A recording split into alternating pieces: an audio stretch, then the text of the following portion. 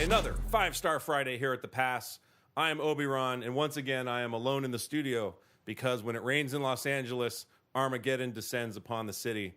Constant is joining us from his home studio today. Constant, how are you? I'm good. Excellent. Good. Turtle's with us in Denver, Colorado, in his usual home studio. Turtle? I wish it rained out here. I miss the rain. even though it rarely rained in Los Angeles, but it's just maybe that's my way of saying I just want to live in Seattle. Let me put it that way. It feels like Seattle here today. But we have a special guest here today. We have a special guest here today, guys. We've been talking about him for the last couple of days since Jon Lester decided to go join the lovable Cubs. Or I should say the lovable loser Cubs. Scotty Mac. Scotty, how you doing, buddy? Doing great. It's been a good week. I imagine it has been. It's probably been, a good couple of weeks.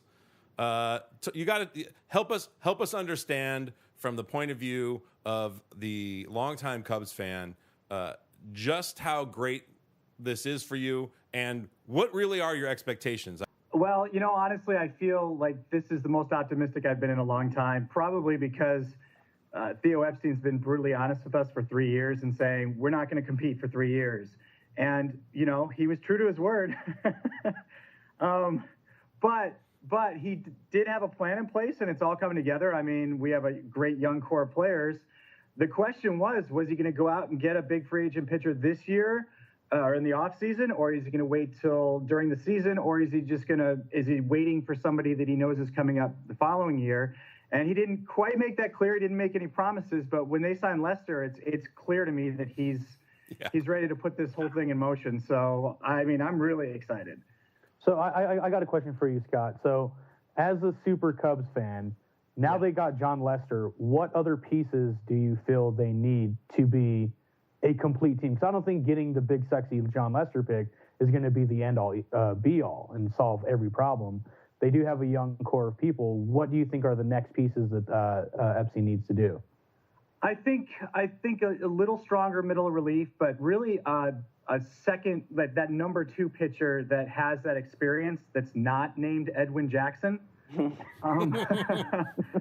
I love the guy outside of when he's on the mound, but they really need somebody who is, they're obviously not necessarily going to be able to spend for 2 aces, and there's not a lot out there at this point that I think they need to spend that much money on, but just get a really solid number 2 with experience. And I honestly think the other 3 guys that are there can grow into that number 2 within a month or two. I mean, Kyle Hendricks was phenomenal last year. He was one of the top pitchers ever since he came up in baseball. But that number 2 is an important key part. So I'll be interested to see if they make some sort of a move for that. I know they have a couple of veterans in line, but I don't think they're the answer. I think you need somebody who's proven consistently every year that they can contribute. And so that's what I'm looking for, and a little bit more middle relief. Their setup and Strop and their closer and Rondon, they were pretty much lights out for the last 2.5 months of the season. So they're 2 smaller pieces away. What I feel by the end of the year, we could see those pieces in place. Nice. I know you got to be so used to just losing, right? You have to have all of your special little trinkets and whatnot that you use to help get yourself ready for a win. Well, first and foremost, as soon as the season starts, my circa 1988 to 1992 set of starting lineup Cubs figures has to come to the forefront. We all know this. And I might actually have to pull out my old Ryan Sandberg figurine. Oh, Jesus. Yeah, no, we're bringing it out. I used to sit by this guy and have to look at these figurines all day. He'd just wave them at me. Yep. And I'd sit next to both of them as well. So yeah, you guys know, you know what it's about for me. Honestly, we go through a cycle as Cub fans. We start out this season depressed because we haven't really shown any reason why we're going to get better than the next year. And then we go through a couple-week period where maybe they win a few games in the first couple of weeks, and we think, maybe they can come around. And you sort of hold on to that hope for a month, and then reality starts to set in, and then by mid-season, you just accept the inevitable. And So I see a new pattern happening for me. I don't know what form that's going to take, but I will say this. I will be going to every Cubs game within the Southern California area, and I will be doing my regular rotation of Cubs hats and shirts. And I'm a little superstitious about one of those shirts. I seem to spill something on my favorite Cubs shirt every time I go to a game, and now I feel like it has to happen. Yeah. Because those games are the few games that the Cubs have actually won. So I do have a little superstition, but I will say this. We have something going for us this year that we haven't had going for a long time. We all know the curses. There's the GOAT. There's the Black Cat in 69, where they lost the division lead, huge division lead to the Mets. We know about Bartman. That's not Bartman. All right. No.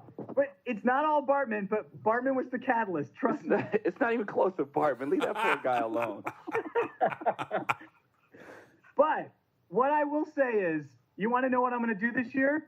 I'm going to book my flight to Chicago for the World Series. Why am I this confident?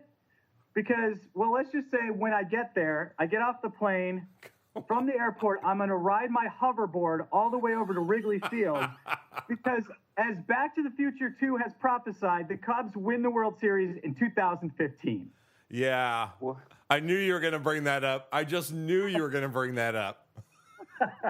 You know, unfortunately, now that movie has to take a negative mark because that's not going to happen. Yeah. Well, they're not going to beat the Miami Gators, that's for sure. Yeah, that No. for sure.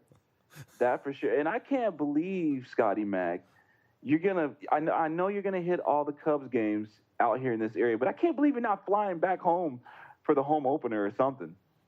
Isn't that sacrilegious? Time will tell. Time will tell. You know, okay. You know how I feel about the Cubs. I love and despise the Cubs in an equal amount. I understand. They have screwed up my living conditions for several years. When I lived near Wrigley Field, I could not park outside my own house, and they still lost. So I do not. That's why I do not like them. But my grandmother loved them. So I keep an eye on the Cubs, man, and I too am very optimistic about the Cubs this year, more so than I've ever been. Mm-hmm. Because I know Theo's history. I have battled Theo Epstein for years as a Yankees fan. Exactly. You know what I'm saying? So I know what Theo can do. In terms of him coming out and saying it's going to be 3 years, I think that was a good job. Mm-hmm. I think that was a good job. But I also think that that in itself jinxes the Cubs. Why is that? Because I'm a superstitious guy too, and I feel like anytime someone starts to rant and rave too heavy about the Cubs, the wheels fall off. Yeah. You know what I'm saying? Yeah. Kerry Wood's heyday. Come on, we were like, oh, Cubs are gonna take it all. I lived over there on Southport and Belmont, man. I was ready. It didn't happen. The old arm went bad, and here we are today. You know what I mean? Mm-hmm.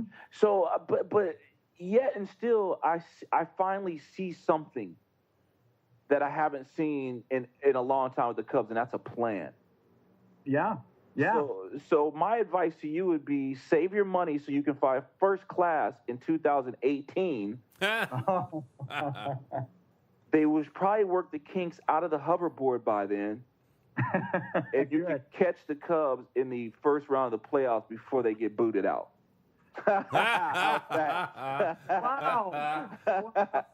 How's that? Because the Yankees are coming back, son. Don't even worry about it. Oh, the Jeter time is over, my friend. The magic's gone. Oh, it is. But you know what though? I'm going to carry my superstitions on to the next Yankees era. All right. You know, like Turtle was saying with superstitions and the piece that he saw, he had to check himself. I'm a fairly superstitious guy myself, and I didn't realize it until Turtle brought that up, and I started thinking about the things that I do for before games. Sure. And I realized, man, I have rituals. Like when there's a Knicks game, I